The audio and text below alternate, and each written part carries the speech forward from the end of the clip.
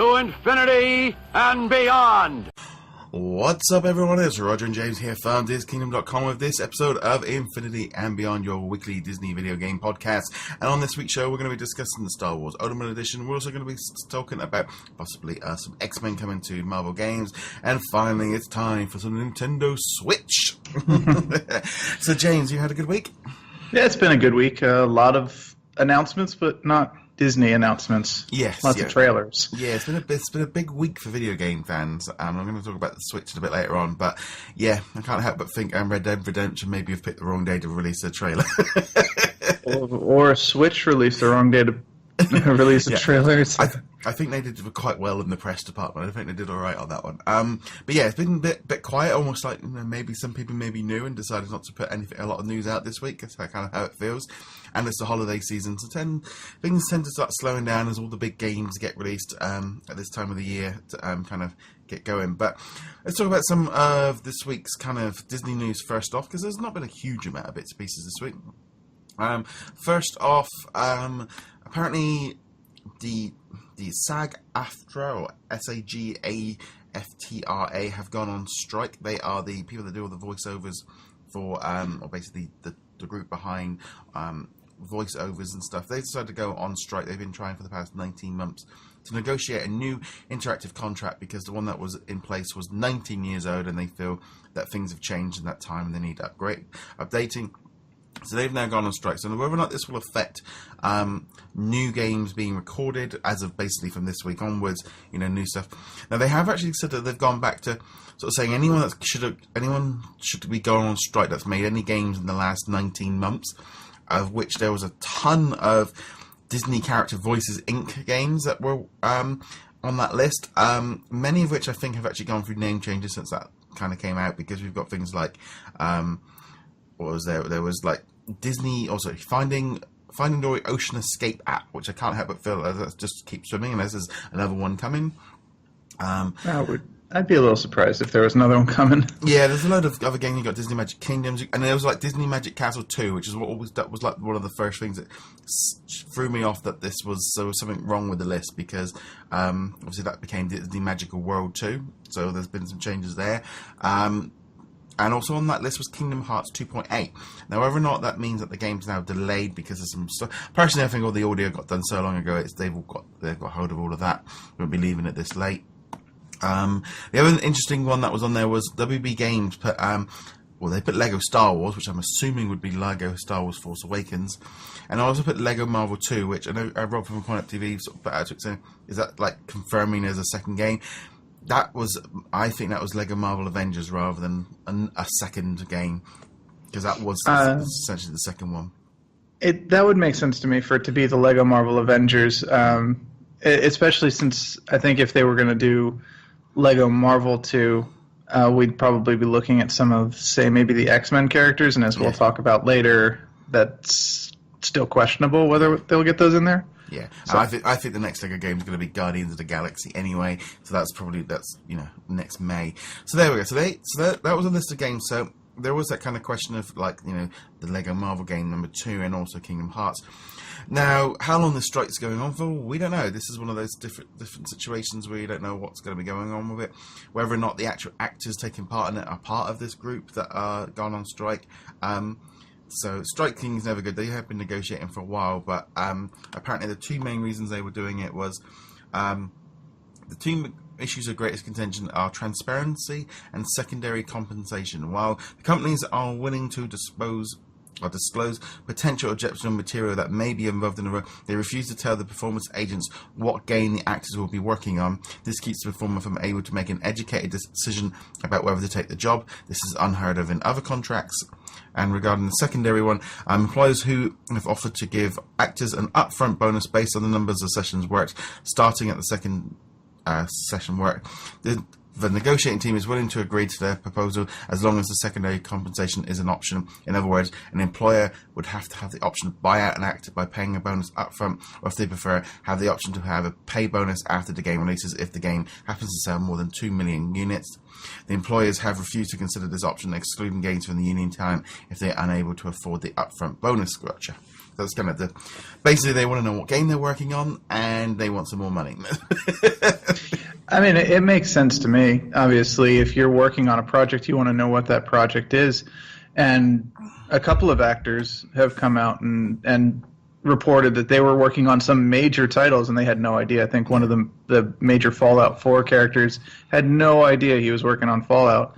But then it also works the other way around, where if you're working on something and you can read the title and go, oh, this is going to be bargain bin nonsense. This isn't worth my time. I don't want to attach my name to it. That's important too. So yeah, I think the whole thing as well is primarily, I suspect as well, the money side of things is that thing of video games make big bucks, and they want a little bit more of the pie. And at the end of the day, the voice actors do have a bigger role in a lot of the games. So who knows? It's kind of one of those things. Hopefully they'll get it sorted out soon. But there was a number of Disney character voices. Disney Character Voices Inc. was like a company I never heard of, but obviously they're the ones that sort of deal with everything for Disney side of things. But interesting to see some of the big names on there. Yeah, and I mean, if they're gonna be marketing games based on voices, which they've been doing more and more in the last several years, then the people who are doing the voices should get better recognition. So. But most of the time, especially I think with Disney movies, they tend to try and grab the people that it's usually Tom Hanks' brother that kind of thing. Yeah. It's not. I suspect if they were to get like Ellen DeGeneres to do like a Dory voice, she's going to be quite all right. It's the one that that when they bring in the copy woman, she's the one that's probably not getting quite as good a deal. And if you've got random intern number 3 doing the voice of Dory, then that's completely different, and compensation's going to be different and everything. Yeah. But no, it's kind of just it's hopefully it'll get sorted too, and it won't delay games too much going forward. Yeah, but then you can just see some of these companies go, all right, okay, well we'll just put subtitles in. Yeah, I mean there's that, and games the audio in games is recorded so far in advance. I suspect that if there's any blip, it'll be like a month or two, or they start a month later than they were going to. But every other part of the game's already in progress, so I doubt this is going to impact anything. No. Right, moving on, we got Star Wars Battlefront Ultimate Edition is coming out in November. This one includes, basically, the main game includes all 4 season passes. It's going to be priced at about $39.99. I'm going to be honest, I was a little bit like, okay, now I understand, you release a game, slap the Rogue One logo on there and get a secondary dip on it. Star Wars Battlefront is basically being sold off for about £10 to £12 over here. It's constantly on sale everywhere. It seems to be massively reduced, so, it makes sense from EA to try and get a second sort of stab at it with Rogue One. But kind of feel like, this should have been released after the season pass is completely finished, rather than, it's like, like for myself, and I know a lot of people that have brought the season pass. It was quite a lot. It was expensive, and we still haven't got the 4th part yet. Then I paid for it nearly a year ago, and yet already it's been, it's one of those things of, doing discounted games. A game is going to be discounted once you buy it. It's never going to just keep dropping. But I do feel like this does feel like they should have waited till Rogue One was out before they did this. Yeah, and then there's also the fact, if you're going to push, Rogue One, then it would make more sense to make it just the season pass now. And then we've got a whole year before Battlefront 2, presumably. Yeah. It would have made more sense to release this in like April or May, somewhere around there. Build a little bit of hype towards Battlefront 2 rather than trying to, cash grab December. Yeah. Like you said, try to get a little bit of Christmas money in there. Yeah, but that's what that is. And I'm going to be honest, if you haven't got Star Wars Battlefront, pick this up. But actually, to be honest, I would also just suggest checking out the price of the main game and also just seeing what the price of the season pass is on sale, because it might not be much cheaper doing it through the Ultimate Edition, but it's a good price. I mean, $40. I mean, it cost me $100 when I brought the 2 things together, so that's a good price. So if you haven't got it, you want to pick that one up. Other news: Marvel Battlegrounds creators United Front Games apparently shut down. They were behind Marvel Battlegrounds. and they've been working on a few bits and pieces over time. And I think Sleeping Dogs were their kind of the big hit. Now, sometimes it's kind of quite funny because some of the like games websites never even mentioned Disney Infinity, and other ones it was more in the comments of people kind of going, "Well, Disney Infinity killed it." And you can't help but feel like, well, did they have deals in place to kind of do stuff? Were they working on some play sets for Disney Infinity 4.0? And, you know, having that shut down, would they, you know, those extra, you know, maybe they didn't know they had that money coming in anymore? It's hard to know. Yeah, absolutely. I mean, we have no idea. Was their only contribution Marvel Battlegrounds, or yeah, that was it. That was it, I think. I mean, that's the one that we know about. But were there other ones in the pipeline that we didn't know about? Were they maybe working on the Black Panther or Doctor Strange set or anything like that? And if they were, and Disney Infinity got shut down, then yeah, that's a huge amount of money just gone. But you know, a company like this, they've got a pretty heavy lineup of games. I mean, they worked on Mod Nation Racers. They worked on Little Big Planet Karting, Sleeping Dogs, like you mentioned. They did, I think, the conversion for Tomb Raider. Yeah. And there wasn't any one thing that got these guys, and that's unfortunate. Regardless of what the cause, though, hopefully all of the developers and guys land on their feet. So yeah. It was a little bit, I think it was that kind of thing. I remember when I saw it, it was a bit like that kind of this little ripple effect. It goes out, it takes, you know, it's like all those different companies that were working on it, you know, yeah, they would have been paid for the work they've done, but it's also, you know, they would have pitched ideas for future and would have had jobs lined up down the line, you know, and, you know, that could have affected it. Some other little bit of news was, well, not really kind of news, X-Men obviously announced their new X-Men Resurrection, which is this new comic book series that starts next year with basically relaunching characters. You know, they're going down the Pokemon system of having a gold and a blue. Yes. Oh, this is actually going back to the 90s. Yeah. This was the big split back in 91, was one Uncanny X-Men turned into two titles, Uncanny X-Men and X-Men, and they had the gold and the blue team. And then that only lasted a couple of years, but a lot of fans remember that as kind of a high point of X-Men history. So yeah, and Bill from Marvel Games tweeted out saying that Marvel Games sort of tweeted out that they like Marvel Games. You know, Marvel Games likes the X-Men Resurrection, which I thought was a little bit of a. I personally took that as a tease. That was a little bit of like, because Marvel seem to be great at doing these little events with their video games, tying it in with the things. You know, sometimes it can just be, you know, a couple of characters, some costumes, and a little event in the games. But I took that as a little bit of a kind of tease, because I don't like things like Future Fight don't have any X-Men in them at all, but Contest of Champions has X-Men characters in. I think Puzzle Quest does. So, but they don't push them too much. But it wouldn't surprise me if we saw a little mini event going on for all their little titles for this one. But again, it wasn't confirmed. It was a tweet saying that Marvel Games loves X-Men Resurrection, which I thought was a little bit odd.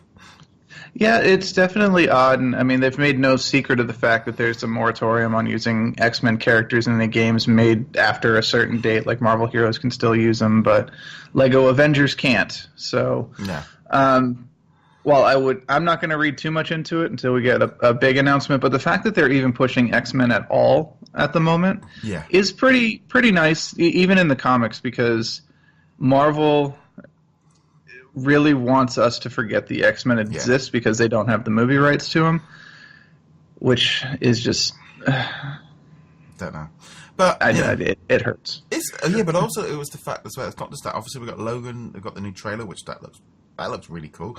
It does look good. But you know, they've also got a whole load of like Funko lines of figures and stuff are coming out. The December collector core box is X-Men themed. It seems to be a lot of X-Men movement suddenly. So I can't help but you know, they shut everything down, and now it feels like it's coming out. Whether or not they look and they're going, well, we can make some money on it. I still think there's been some deals done behind. I really hope so. I'm really hoping that Fox has taken a look at how X-Men Apocalypse did in theaters, which wasn't bad by any means. It made money, but it wasn't, you know, the kind of money that Marvel is making on their movies. Heck, it wasn't even the kind of money that like Suicide Squad made, and that was not even close to as good a movie as Apocalypse was. And, you know, there was the whole Fantastic Four thing from a few years ago. So I'm kind of hoping that Fox is looking, hey, you know, maybe working with Marvel the way Sony is with the Spider-Man franchise might be the way to to go. Yeah. But until there's an official announcement, the X-Men are still off the table, which is unfortunate. It's amazing how like the Logan movie just doesn't look anything like Apocalypse. I mean, you wouldn't even thought they were in the same universe the way that was the way they looked. Yeah, I mean, it's visually it's a completely different atmosphere. I mean, you're kind of looking at a post-apocalyptic future here. Not to have too much wordplay on that, but yeah. It's a completely different, and not just from Apocalypse, from all of the X-Men movies, even the other dreary ones like X-Men 3 and such. And it's a good thing. Superhero movies need to be moving in a different direction now. It wouldn't surprise me if after whatever they're doing after Apocalypse, if they completely rebooted the whole lot from scratch and started again, because and let's be honest, they can move Deadpool over. He's kind of this one character that I think could move over to a new trilogy, and he can just make some off the wall comments, and he's in there, and just kind of, it's almost that weird thing of that character could do that, the rest of them couldn't. I kind of want Deadpool to just become a Where's Waldo character. Yeah. Like they'll have X-Men 5. The Dark Phoenix Saga or something like that, and then Deadpool will just randomly appear in a scene for like 10 seconds and then disappear, never to be seen again. But no one will comment on it. He's just there. Speaking of Deadpool, I guess while we're on the movies, I know this isn't on our official itinerary, but the director of Deadpool and Ryan Reynolds split on Deadpool 2 this past week, so that'll be interesting. Yeah, I think it's one of those things of, who knows with that movie. I think there's a lot of pressure on this second one. I think the first one they kind of got away with it. But the second one, it could even be a whole ruse just to get more attention on the movie and to get some more money. Or who knows? Yeah, it wouldn't be the first time something kind of weird and sketchy has happened to promote the Deadpool movie. Exactly. Yeah, take everything with a pinch of salt. So that was kind of pretty much all the Disney news of the week. It was a very quiet kind of.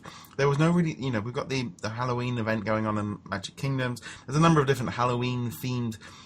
It's very loose tie-ins. There's not really a lot of. I wouldn't really say they were massive Halloween options. It wasn't.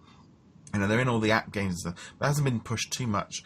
I suspect, in all honesty, things are going to go a bit quiet. We're going to see all the new Moana stuff coming out in a couple of weeks, once we get into November. But yeah, it's been a little bit quiet this week for Disney news. Yep. I mean, until the December events start, that's about it. So, I think the only other thing is we've got the new twin pack for the 3DS featuring Olaf's Quest and the Big Hero 6. That one's out this week. So if you're after some stocking fillers for the kids or something like that, that's a good little option for two different games. Kind of, if I didn't have Olaf's Quest, I probably would pick it up. Not that it's not an amazing game anyway. I mean. It's a dual pack for two games that will keep your kids entertained in the car while you're on a road trip or whatever, off to see Grandma for Christmas or whatever. So. Yeah, so that's just good. That's a good little option. Rogue One obviously isn't coming out till December, so it's probably going to be a little bit of a. Well, it's usually at this time of the year all the big titles come out, so it's time to jump into all those other ones. Okay, so let's jump on to probably the big news of the week. Nintendo announced the Nintendo Switch, which was the NX, which I still think the NX is a better I never understand, with the stuff with companies. They tell you these code names, like the PlayStation Neo, and it's like they've almost built a brand around that name before they've even announced it, and then they just switch it. And you kind of hope and feel like, well, the NX kind of had a brand and its own name before they even started. Well, I mean, we could have had the Nintendo Dolphin like 10 or 15 years ago if we'd really wanted it, I suppose. But yeah, I mean, the code names themselves have almost become their own business. And it's going to be hard calling it the Switch. I prefer NX. That's a cooler name. Yeah. But I get why they're doing Switch. Yeah, I mean, the Switch, basically, if you haven't already heard and you've been under a rock, is the Nintendo new console, which is not apparent heir to the 3DS and the Wii U, but those things are going to be dead in the water before long. It's a device which is a tablet, which also has things that you slap on the side with buttons, and you can detach them, and then you put it in a dock, and then you can play it on the TV with a controller. You can also then take apart the two little things, and you can play like this on a little Maybe, I mean, they're not much bigger than this little USB stick by the looks of it. So try to press the button. That was definitely something. We'll talk about that. The whole thing of just like switching between it's basically it's basically like a super powered Wii U where you can take because the device is the tablet. And I gotta be honest, I think it definitely got a good reaction across the board. I think there's been a lot of positivity over this one. Well, there's definitely been a lot of positivity. A lot of people are already on Twitter and all the social media going, day one purchase, I'll be getting this day one. I'm like, I still don't know what the product is, to be honest. But not to be too negative about it, because I am actually excited for it and I want to see some more information about it. But the trailer they released, I'm kind of sitting there going, do they really expect 4 people to huddle around that tiny little screen with a little tiny controller? Like at a basketball court, I can either be playing basketball. I would be not me. I'm terrible at basketball, or NBA Live or whatever they're showing. And kind of like, well, I'm at the basketball court. Shouldn't I just be playing basketball? Yeah.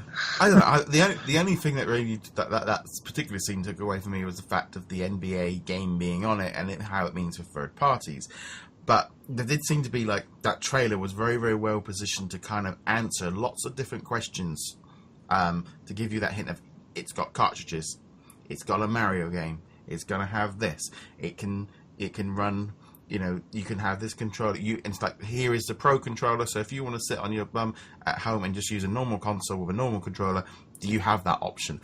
Which I'm going to be honest, I think for me, this device, if you took away the whole Switch thing and it was just a console with a controller, I think there's a lot of us out there that just wanted that kind of console. That it literally just was, you plug it into your television and you can play it on a controller.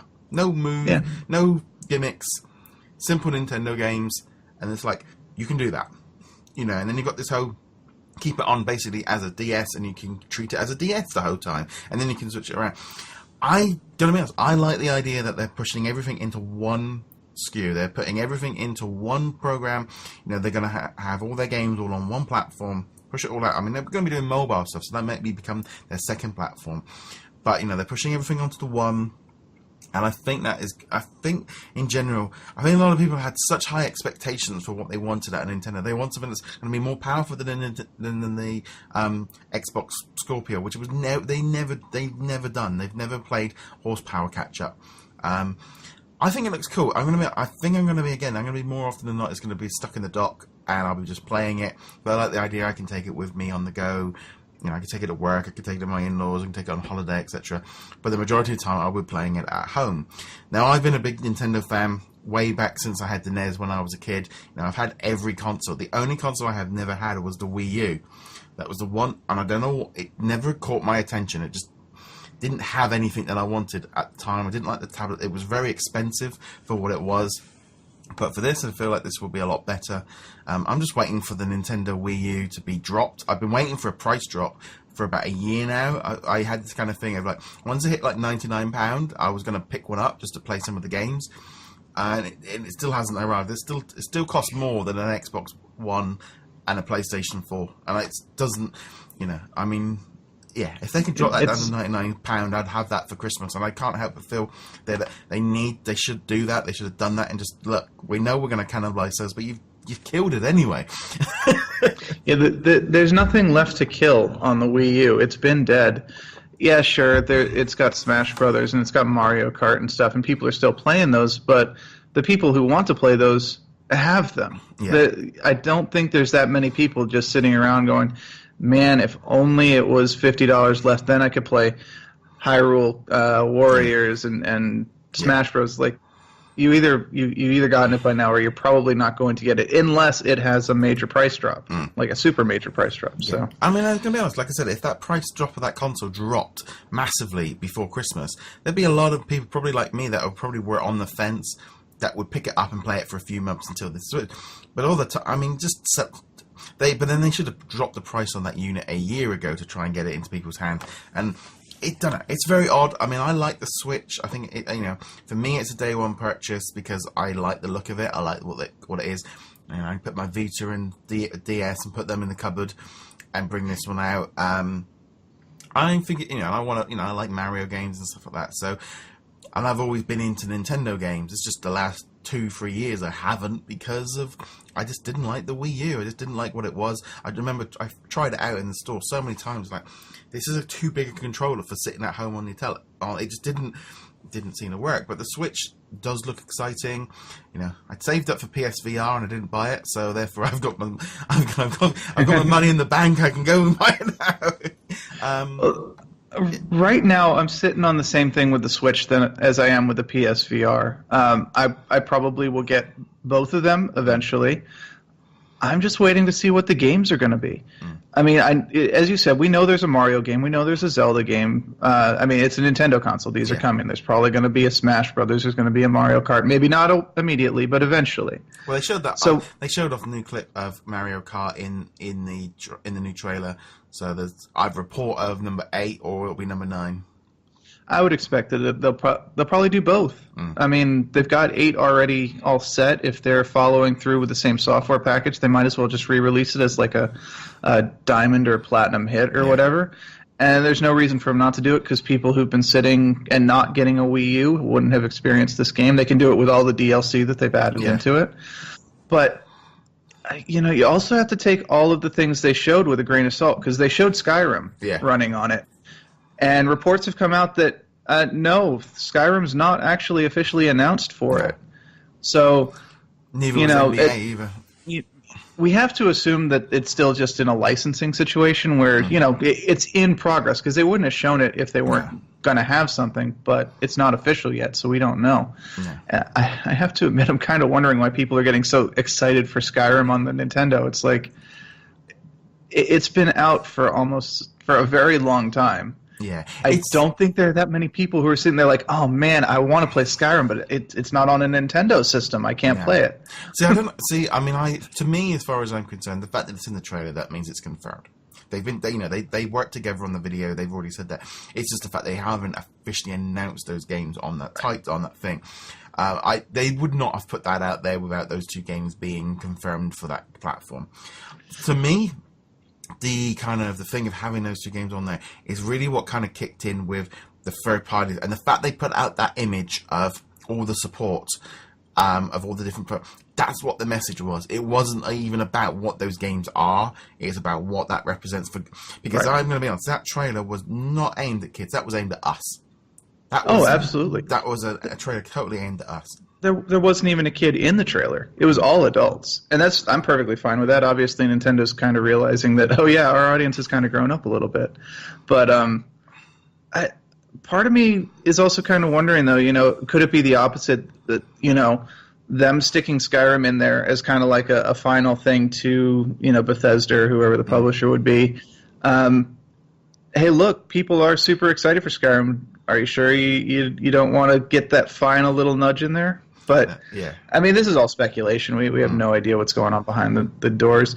But I guess the point that I keep going back to is the same one with the PSVR, which is once we know what the games are, once we know, you know, what are the launch titles, what will be out before the end of 2017, what will be coming out throughout the year, then I'll get excited. Because, you know, you may not have liked the Wii U tablet, but I loved the idea of the Wii U tablet, being able to just walk around the entire house and be able to play my Nintendo games anywhere, or, you know, set up a tunnel between my workplace and my home office and be able to play Wii U games at work or whatever. Yeah, it's a little bit bulky, but I loved the idea of that, but there was never any game that was like, oh man, I need to get a Wii U for this now. So you know what, it was actually quite funny, because I felt like this year for me, Splatoon was the one game that has been kept. I've wanted to play that game, and I've been really that's probably why I've been a little bit more like itching on this like Wii U thing, because I've been wanting to play it. You know, and for me, like, if you had a Nintendo console, you know, Mario Kart and Super Smash Brothers and Mario games just are something you pick up because they're fun. You know, I wanted to play Yoshi's World, but I couldn't pull the trigger on that Wii U price. I hated the Wii with the whole move stuff. I hated the controller. I never liked. It was the one thing with the Wii. I remember buying it, you know, day one when it came out, and I hated the whole move. The Wii. I hated the gimmick. I never liked it, and I think that was the one thing with the Wii that I remember playing, you know, Twilight Princess, and you're doing you're moving around. I didn't like the nunchunk and I didn't like that style. I was a controller, and this is where I feel like for me the Switch is about getting, it's aimed at me. I'm that kind of person that I am a Nintendo fan. I like Nintendo, but I wanted to just play it. I don't want all this flappy moving around a bit, and that's how that trailer came across to me of saying, "Yeah, you can come back." That's how I read it. Absolutely. I think that there's a lot of Nintendo coming in. Hey guys, we're not admitting we screwed up with the Wii U, but hey, this isn't the Wii U. And we know you've got buddies who like to play games, and you like to play games with your buddies right beside you, which is something both PlayStation and Xbox seem to have set on the side. It's like, oh yeah, online. Everything's online. Well, yeah. You know what? Sometimes I want to play the game with the guy right next to me, and I don't want to have two Xbox Ones to play Halo, because that's not cheap. But yeah, I mean, I think they are kind of reaching a little bit that people are going to want to gather around this tiny little screen. Yeah. But if you're at home with your big screen TV, whatever, 40-inch, 50-inch TV, absolutely. Get 4 friends around that, play some Mario Kart, play some Smash Bros, whatever. Fantastic. I'm all for that. It was quite interesting. I felt like we said about them. I mean, we all know that this. I mean, I'm hating this term millennial because first off, whenever I googled to see what it's kind of means, and I'm going, I'm sorry, but I'm born in the 80s. I was born in 80. I'm technically one of them, but some of the stuff they're talking about of growing up and not having being, it's like, well, I did grow up without technology. I did we're not quite, it's kind of quite a big age gap, and there's a big difference between me at my age and a 18-year-old. There's a whole generation gap between us. Yeah. And I mean, I know we're all on rooftop parties every night, and we're all sip on our wine and stuff.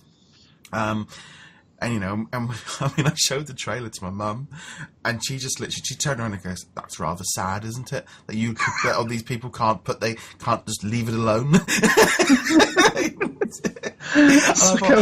I hadn't even sort of thought about it, but she was like, "It was rather pathetic. They can't just leave their games and just get in a truck or go to see their friends." It's like I was saying earlier. Are you going to play video game basketball at the basketball court, or are you going to play basketball? Yeah. But that's true. It's like, but as much as we talk about whether or not we're millennials, there is still that technology thing where, for us, having video games as part of our lives is just normal. Yeah. I think that's, like you said, I think that's where they've kind of cottoned on to this concept that, we're playing video games as just our entertainment now, and we will, and we're maybe a little bit more busier. We've got jobs and stuff. And I can't help but feel they're looking at, kids are going to want whatever we've got as adults. Kids are drawn to what adults have got. Kids, you can aim at, do they want the Leapfrog or do they want an Xbox One? They're going to want the Xbox One because that's what the parents are playing. That's what their brothers are playing. Yeah. And I don't think they need to market the Switch to kids because that's going to come naturally, and they can push that once the Mario game comes out and stuff. Mm-hmm. I think they know that day one purchase and that first push, they need to get us on board because we're going to be the ones that are going to buy it, and the kids will come later. The games will sell themselves to those kids. Yeah, and then also, a lot of people in our generation are parents, and as parents, I mean, I don't have any kids, so I can't speak specifically for myself, but as parents, we want to share what we grew up with our kids, and what most of us grew up with was Nintendo. Even if we didn't have a Nintendo, even if we grew up with Sega in our house, we knew somebody who had a Nintendo when we played Legend of Zelda and all these, and Super Mario Brothers. And so even if we're playing the current version of it, we want to share it with the kids, and that makes absolutely perfect sense to me that Nintendo would market to us instead of to them, because we're going to be like, hey, who wants to play as Luigi? Oh, right, no one wants to play as Luigi, but you get to play as Luigi because you're the kid. Yeah. Someone's going to play. It's kind of funny because it's like Sonic Mania that is out in March, and they haven't announced it on the NX, I don't think. I don't know if they did or not, actually. I mean, I don't think they've officially announced anything for the NX. No. So. And it was this kind of weird thing of like, you know what? If there's that kind of thing of, if that comes out on, this is the thing of what's going to start hitting me. It really depends on how much I use the handheld part of it, is whether or not for me, if a game's on a PlayStation 4 and the game's on a PlayStation on the Switch, which one will I want the game on? I'm probably more likely going to be pushed towards the PlayStation 4 because it's going to run better, look better, and all the rest of it. But if it depends really on how much I use this kind of the portable aspect of whether or not, I know with my Vita and stuff, I don't tend to sit at home playing on them, and that's where I don't tend to use them too much. And then I take them off, whenever you go out and you take them with you and you're playing on them and stuff, it's like, well, I haven't played it for a couple of weeks, and you kind of forget it. Whereas if I was playing, if I'm playing WWE last night, if I can pick that up tomorrow, on my lunch break today, and carry on where I left off, that's where you're going to get that kind of, I think this is where they've really kind of cottoned on to this thing of us playing that kind of thing, and, people playing on the train, and I think it's a big enough screen that you can see what you're doing. Yeah. It's certainly, perfectly sized to stick onto an airplane tray, to keep your tray backs and all that stuff. Taking it with you while you're on a flight or whatever. What'll be interesting, you mentioned the 3DS. I realize I don't actually play the 3DS more often than not, but I still got it in my pocket when I go places in case I pick up like street passes or whatever. Yeah. But I think I've gotten more use out of just having it in my pocket and communicating with other random 3DSs than I have like actually playing games on it. Yeah. I wonder if the Switch will have some sort of street pass functionality, because that would be a very big incentive to carry it around with you. Yeah, I definitely feel like, to me, it feels like the 3DS has had, it's had its time in the limelight for a number of years. It is a tiny little device. It's pretty ancient in terms of what they're putting out there. So upgrading that, they're saying this is not the replacement for those two. Well, it is. It's, they might still be releasing some ports and stuff to the 3DS over the next year while kids are kind of getting used to it. But yeah, this is the replacement. I think it's good for Nintendo in general. I think it definitely feels like they've kind of come in and hit it. I think there's a lot of people as well that are looking at it and go, this is different to the PlayStation 4 and the Xbox One. If they just went in a toe-to-toe battle with them, they were just never going to win that. That's been true for the last several generations. They've never been trying to win the Graphics of the Year award or the Powerhouse award. Not since, I'd say, the N64, which was when they realized they really couldn't go toe-to-toe. They needed to sell games based on their franchises rather than on, this is the most gorgeous game of all time. Also, there's always going to be room for graphical improvement. There's always going to be, games that look better than the games that came before them. But I think we are getting to the point now where the minimum threshold of what we're willing to accept in terms of graphical fidelity isn't really moving up with everything else. No. Because even the games that nowadays look bad or whatever still look fantastic. Yeah. So I must admit, especially I think we're finding like with a lot of these remasters and stuff, our definition of like, well, it doesn't look that bad. It doesn't look, it's not like. I know when I put my PlayStation 2 games on, they do look really rugged around it. It's kind of quite weird because I feel like, you had like the SNES, when you're on that 2D platformer kind of retro gaming, it all looks fine. It seems to work very well. It's just that middle bit of the PlayStation 1, PlayStation 2 era where it looks really dodgy. It's like the early 3D effects. So, I don't know. I still think the Nintendo Switch seems to have lined itself up to be a nice secondary console in a lot of gamers' homes. And yeah, I think it will go after the mainstream market a little bit. But yeah, I must admit the dock looks pretty ugly. Yeah, but at least it doesn't look like it takes up a lot of space, and it'll probably be pretty easy to just kind of like hide behind your TV or something like that. So yeah, I'm going to be honest. I think for me, the dock is going to be, like I said, on the side of the television.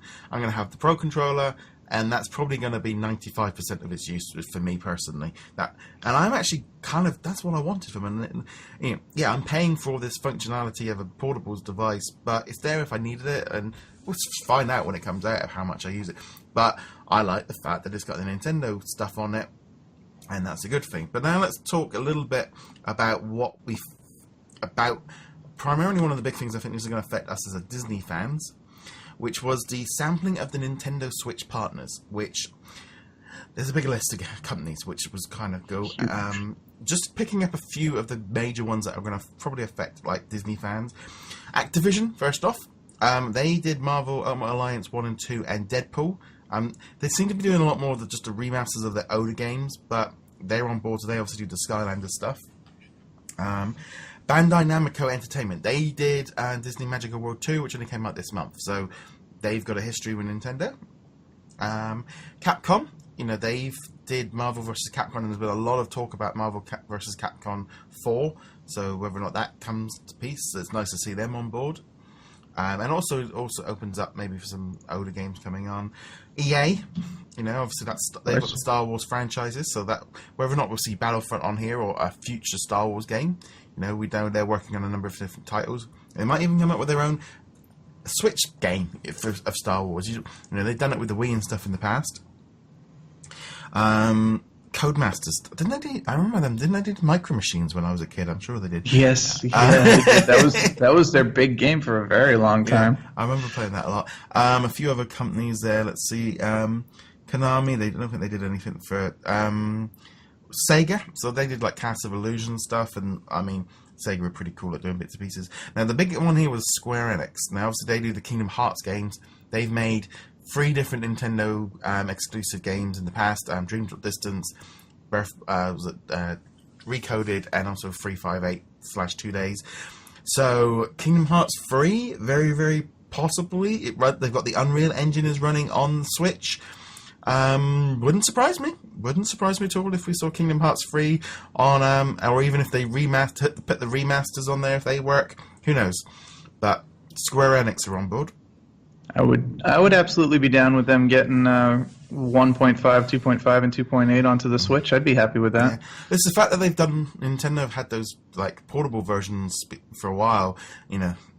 That's what they do. They've done. It's not like this is an unnormal alliance that's been going on for years. Telltale Games. I mean, they're working on a Marvel game, and they'll put it on every single device. So I would say that's pretty much kind of should be set on there. TT Games, now they do all the Lego stuff, so Lego Marvel Avengers, Lego Guardians of the Galaxy possibly, Lego Star Wars Rogue One, all this stuff, and obviously Dimensions.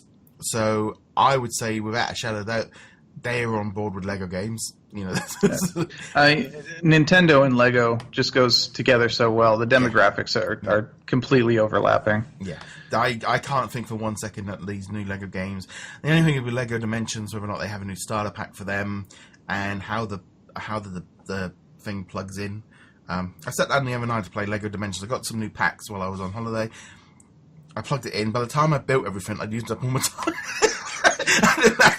I didn't even touch the game. I just spent 2 hours building Lego, and I'm like, oh, I'm gonna go to bed now. I got some of the new packs for Dimensions. I got because they were all on sale this week already. Yeah. And rather than building the vehicles, I just got little labels, and I taped onto the base. I'm like, all right, this is the A-Team car, and I just wrote A-Team car on a label, and I found that worked out much better for me. Yeah, I must admit, it's like I was building this like Ninjago like thing. I'm going, it's like the Superman plane. I've never used it. I just put it in the thing. But yeah, you just take off the tag and put that down. I still want the minifigures. I still like them on the yeah. It's just the vehicles, like you say. You can just I have the little base for the vehicles, and then there's the little cylinder piece that they do, which attaches the vehicle, and I have that so I can like pick it up. Yeah. But other than that, I've got a little label, and that says what it is, and oh my goodness, they take up so much less space now. It's great. And also that damn great big dimensions thing. The portal thing on the back? The thing that constantly keeps falling off and falling on the floor. Now that's just in the box. That's not even on the base anymore. It's like, I'm an adult now that's kind of basically just put the Lego stuff is starting to just, no, I don't really need that. It's just falling on the floor and I'm stepping on it. My cats enjoy knocking it off the table for me. Ubisoft and Warner Brothers, I don't think we've got anything from them on there. Dana, Epic Games, and a few other companies and stuff. What this really says to me is there's obviously a lot of companies on board for doing the Nintendo Switch. which means now we're in the world of franchising and licensing. This is what Disney do, and now this I think this from Nintendo Switch is going to get lots of only not just ports. It wouldn't also surprise me if we just get some basic, like, if there's a new Moana game or a Toy Story 4 game coming out, it's going to be out on all 3 platforms, because I think the Nintendo Switch is going to become the base level for a lot of these like basic games, and then the Xbox and the PlayStation 4 will then get ports of that as well. Yeah, I think a lot of that's going to depend on the software background. How easy is it for developers to go between their Xbox One version and the Switch version? Because that's something we've seen in the past where companies have not made it easy to port games over. Sony made it very difficult to port games to the PlayStation 3 in the previous generation. And we saw it negatively impact those consoles. So hopefully Nintendo has kind of been like, okay, we're going to make it super easy for you guys. You got the code, swap out the buttons, and we're good to go. I think they've all realised now that those days of them being in charge actually is gone. They want as many games, and also they don't want the droughts like they used to on the Nintendo machines. But I think as far as Disney fans go, we're going to see some great stuff. I think we're going to see. Now we're into this like licensing out. We don't know, any one of these companies, could be 4 or 5 of them could be working on Disney titles right now, and we don't know. They've maybe signed deals over the summer to make a movie, a game, or a character game, and we wouldn't know. And no. I think this is, I think we're going to see a lot of stuff on the Switch. As a perfect Disney, like I said, Disney and Nintendo are the right age graphic for kids, and I think we're going to start seeing this is going to be the new baseline for creating maybe, I wouldn't say necessarily, maybe the slightly less graphically enhanced games. Things like Battlefront might never come to the Switch, but there could still be, like I said, a Disney game or something like that is going to end up coming to this title as well. And there might even be some exclusives, like we've seen, like with Bandai, with the Nintendo stuff. So I looked at that list on the minute they announced it, and I went, right, well, that's us sorted for licensing for Disney games. I think we've talked about this previously, but I think it'd be interesting if it does have a touch screen, which the leak spec seems to suggest it does, but it hasn't been confirmed.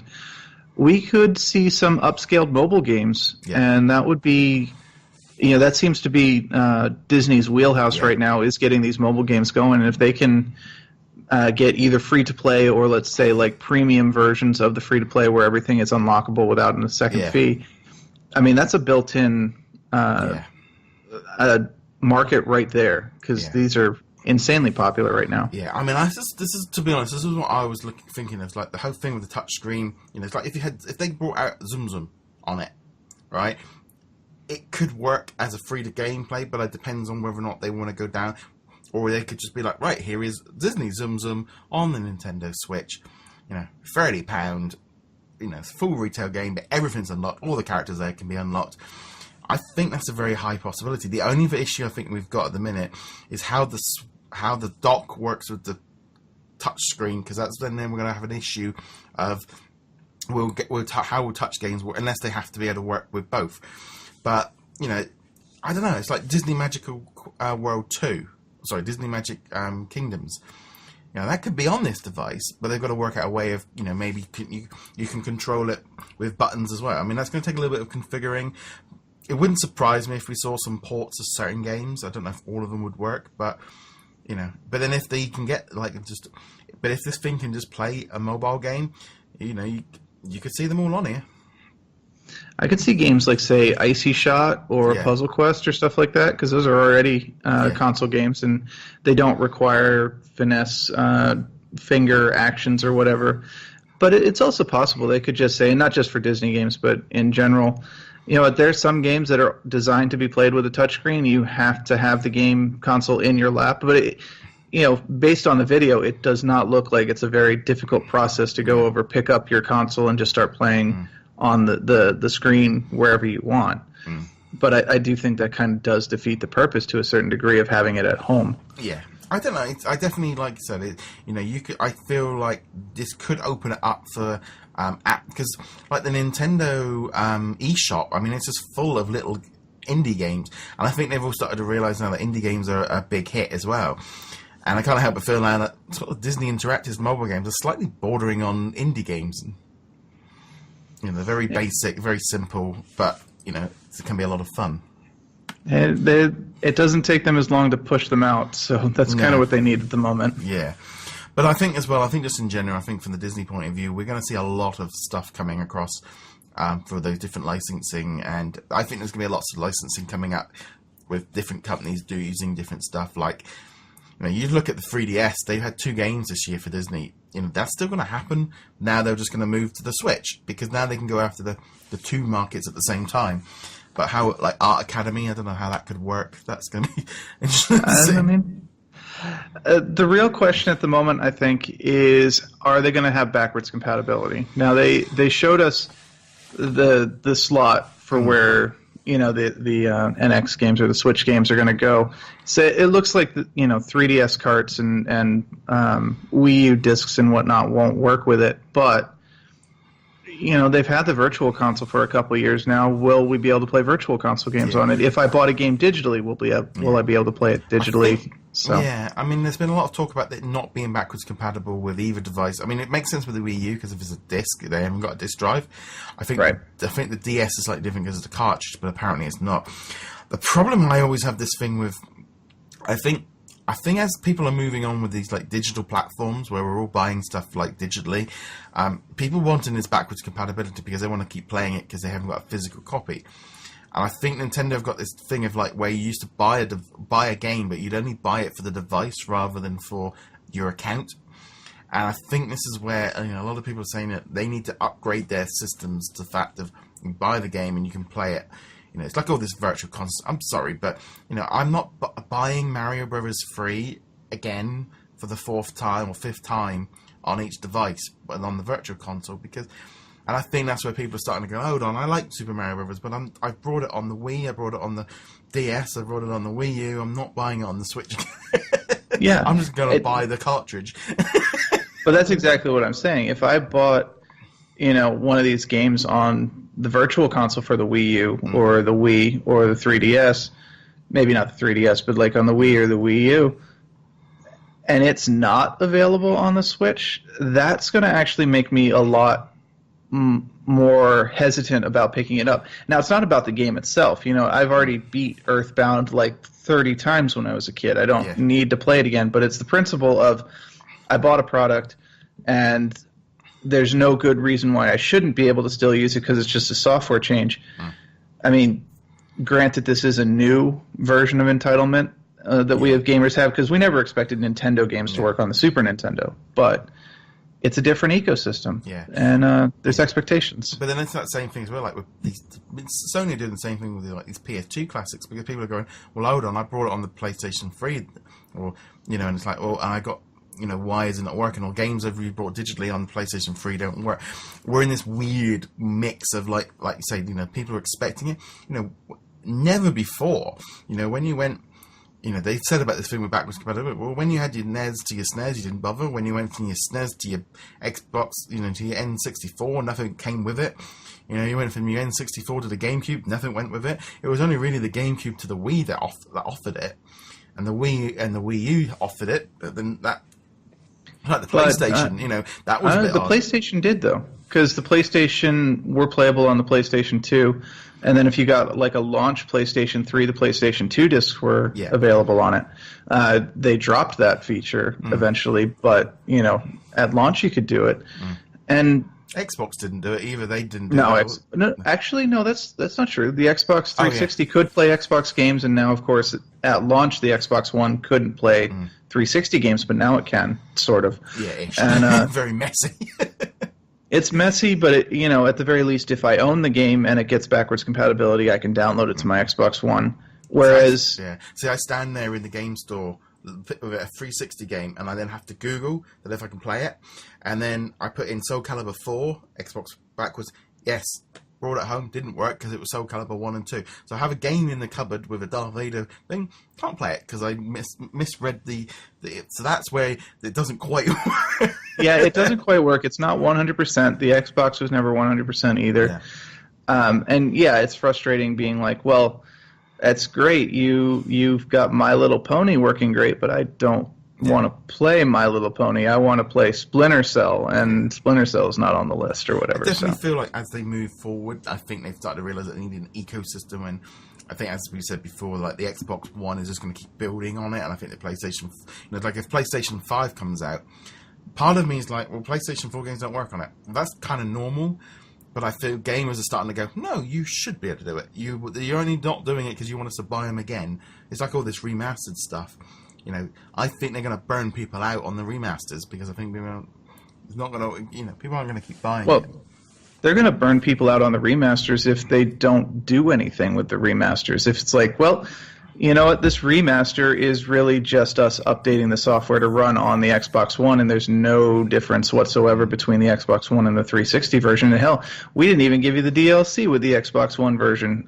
Looking at you, Marvel Ultimate Alliance, but eventually, eventually, yeah, they did give it to us after we complained. But yeah, if you're going to do a remaster, it can't just be updating the software to run on the new system. It's got to have actual remaster stuff. Like you look at the BioShock updates from the original version to the remaster, there's a significant jump in graphical fidelity, frame rate, widescreen apps, field of view, everything. So it's a genuine upgrade. You look at Marvel Ultimate Alliance or one of those games, and you're like, so what did you do? See, I can't help but feel there might be a lot of ports from PS3, Xbox 360 games over to the Switch. Which is, I'm fine with that. I just have this feeling that, especially in the year of like, ooh, we've not really got a lot of information out on this system, but we want to make a quick buck, oh, we can move it over. Perfect, there we go, sorted. Just put them on the eShop and not even do it as physical. Because I think that's the thing as well. It's coming down. They're just like, well, I'll pop it on the eShop or the PSN and as digital only, and then we don't have. If it doesn't sell, it doesn't cost us as much money. Yeah, I mean, there's almost no risk involved with them doing a digital only release of a 360 or PS3 title that's already 10 years old. You spend however much money it costs to convert it, and then you're done. And any money you make from there is profit. I think we're going to see a lot of this over the year. But no, it definitely, to me, I look at the Nintendo Switch and this is going to be a secondary system. Obviously, like this year, it feels like, the 3DS became the secondary system that had sort of exclusive games on it. This is going to be the new one. And I don't know, I just feel, to me, the Nintendo Switch, it's exciting because it's a bit different, and it's offering a different experience to the PlayStation 4 and the Xbox One. I think that's the key for being a secondary platform. Oh yeah, they're definitely pushing it as an experience. As you can take this with you. If you've got one and your friend's got one, then it looks like they should natively just be able to talk to each other, and you can play multiplayer right there on the go with two different consoles right next to each other. Whether or not they need to be connected via Wi-Fi is still questionable, but they've done near-field communication games between systems since the original DS. So there's no reason they couldn't do that with the Switch. It's all about the experience, and that worked for them with the Wii. As much as we might have eventually grown to hate the Waggle, at least the Waggle was something different. Yeah, it didn't work with the Wii U, but again, there was no game support for the Wii U. And that's going to be what makes or break the Switch. If, they could have the best gimmick in the world, but if they don't get game developers behind it, then they're screwed. I think they really, But it looks like they do. But, at the same time, all these guys on this list, they might just be porting old games rather than bringing new content. So it might be enough just for a couple of years to kind of keep, then they see how it sells, to kind of give them confidence in this system. The only other thing I did see, obviously, in the trailer, which I did have a little bit of a thought of, was they showed off Amiibos in the actual trailer. They showed that they're there, so they're obviously going to be supported. Now, I can't help but wonder, do you think that we might see, would they make some Disney Amiibos in the future now? I mean, they've crossed over with Skylanders before, so there is a at least a precedent for them doing some crossover stuff. Disney doesn't have their own Toys to Life game anymore. There's really no reason we couldn't see, Disney characters popping in there. Princess Peach teaming up with Princess Aurora or whatever. Mm-hmm. The real question will be, I think not if there's going to be Disney moving to another Toys to Life. The question will be, do they end up with Amiibos or do they end up with Lego Dimensions? Oh, and I'm sure Disney would love to have both because, more options means more money. But I suspect that Nintendo and TT Games probably wouldn't want to share so much. Yeah, I don't think they'd be given a choice myself. I think they would be very much along the lines of I think everything is just licensed now. I think that they, if they are bringing out a Nintendo Switch exclusive Disney game for, let's say, for example, I don't know, let's say Moana. I know, obviously a bit too close, but they could easily come out with a Maui Amiibo. With the amount of times they do the 3DS games where they put a little Amiibo in with it. Could very easily see that being something that they could do. You could have had Disney Magical World 2 with a Mickey Mouse Amiibo in his little outfit. Yeah, because that went so well for Animal Crossing. Yeah. I don't know. I wouldn't say no now. I think we've got to start looking at going. There's a very strong possibility that they could do that. I could absolutely see them saying, okay, TT Games and WB and whatnot, here's our Star Wars characters. You can stick those in Dimensions. And then coming over to Nintendo and going, well, here's our princesses and Mickey and Goofy, and make Amiibos out of them, and they can interact with the Nintendo characters. And the Marvel characters we'll just kind of hold on to over here and see if something else pops up around the way. Yeah, I think Marvel, because the thing is with Amiibo, it's not like they all work in every single game. And that's the difference. They can literally just work for one game. So, yeah. Speaking of needing charts to figure out where your Amiibos go. Yeah. I don't know. I have a feeling that it wouldn't surprise me if there was a Switch game came out with an Amiibo. It just wouldn't. It just wouldn't surprise me. It wouldn't surprise me. I hadn't thought of that, but it would not surprise me in the slightest. Now, again, with the exception of Smash Brothers, the Amiibos have been very underutilized in the games that they do appear in. A lot of times they just unlock a costume or transform your character or something. I think if the Switch does, continue to push the Amiibos forward, they need more active games with the Amiibos. They need games where having an Amiibo is more than just a cosmetic change. Like they had with Smash. I love the integration with Smash. I never even played with it because I never had it. But I love that idea of, all right, put your Amiibo on the pad, and it levels up with you, and it learns your moves and learns your play style, and then you can play functionally against yourself once you put it on the pad. They need more stuff like that, and that's the promise. The other thing as well with the Amiibo one is, I know they can make as many Mario ones as they want, but they've plowed through their own franchises very, very quickly. The idea of giving them something more, and I think the whole thing with the Amiibos, and it kind of feels like the whole thing with the Toys to Life category as a whole was everyone went nuts too much. And they all got greedy. Skylanders, Nintendo and Disney made too much too quick. And sort of, I almost feel like, I literally was in game stores, my local store, they've even removed all the Lego Dimensions. There's just no Toys to Life now. They, I think all these big shops have all just gone, no, too much space, not enough, taking enough money. And, like you've said before, you've found it difficult getting Skylanders stuff. But I've found even the Lego Dimension stuff is becoming a little bit, is not always in every store. Yeah, I was going through stores for other things this past week. I went to Target, went to Best Buy and stuff like that. There's almost no Skylander stuff on the shelves at all.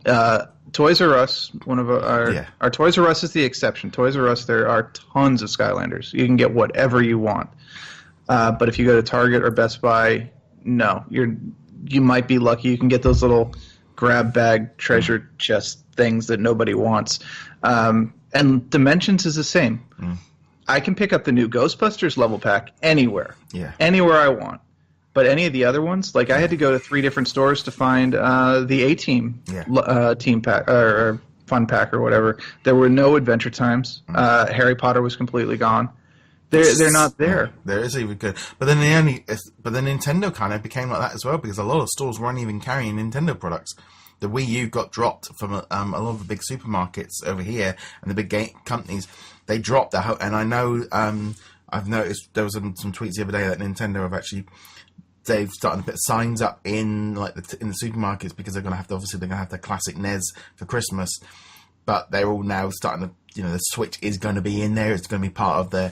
They are looking at it. It's going to be a big part of it, which is good. I think competition is good, and I think the Switch is going to offer us Disney fans something. I think it's going to offer us something unique, but it's also going to offer us something similar as well. Absolutely, and going back to the Amiibos, I think those Animal Crossing Amiibos might have also hurt their credibility because you can still get the new Amiibos, the ones that have just come out that aren't Animal Crossing, pretty easily. And I think they might have cannibalized a little bit of their market there. So hopefully the Switch can bring it back. Well, I know they also lost a lot because basically all the ones that were sold out, they all got reissued again, and then all the scalpers and the chase disappeared. And I think once people started realizing, they are just literally a $12 toy. The market, the buzz dropped off, and now the only people buy it. The good thing is, I want that Sonic Amiibo. It'd probably be easier to get hold of it now. Yep. I just want the Fire Emblem Amiibos because I love Fire Emblem, and I was able to get Luciana this past week, no problem. Just walked up and grabbed it when it's literally the first Fire Emblem character I have ever seen in store, with the exception of that re-released. I think it was Roy a couple months ago. And it's like. They're super rare, but now I can get them, and I'm happy. But I definitely think, I think we're on a point now where the Switch is going to give us some opportunities. It's going to give us some new titles.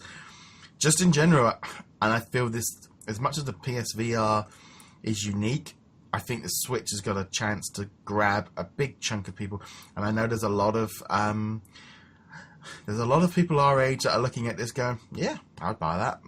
That's fine with me. I mean, I don't think that Switch thing looks very comfortable at all. That controller, that square. Yeah, I'm definitely going to be getting that Pro controller. I just don't. It just looks uncomfortable. I mean, this is like the reverse version of that Xbox, the original Xbox controller, where people are like, it's too big, and I'm sitting there like, this is actually perfect. I love this, and now you're looking at that tiny little thing. I'm like, you know what? This looks like those old games that you would get at the supermarket that are like little tiny things. Perfect for kids, though. I mean, perfect for kids. Yeah, perfect size for kids. But now it's like, right, I can have the Pro controller. They can have the little stick. Yeah, it's all yours, man. I'm gonna take an actual controller. Right. Well, I think that pretty much is going to wrap up all this week. So it was a bit of a kind of, like I said, a bit of a slightly different one with the NX kind of, the NX. I think there's a lot of us doing that. I think there's a lot of us kind of slipping. It's going to take a while. It'll take a while to kind of get out of that one. But there we go. So that is the Switch. That is this week's episode. If you haven't already done so, remember to check us out at DisKingdom.com. And you can also join our Infinity and Beyond Facebook group. We also set up a little Nintendo Switch group as well, Switchboard, so you'll find that one over there. As you said, you can find us over on Twitter and on Facebook if you listen to the audio versions. You can also leave us a comment over there or a review, always happy to have them. So, James, where can they find you over it? You can find me on Twitter at VagabondPeak, all one word, or vagabondpeak.com. Excellent. And as per usual, guys, check out DisKingdom.com for all your latest Disney video game news, and we shall see you guys in a later video. Later. To infinity and beyond.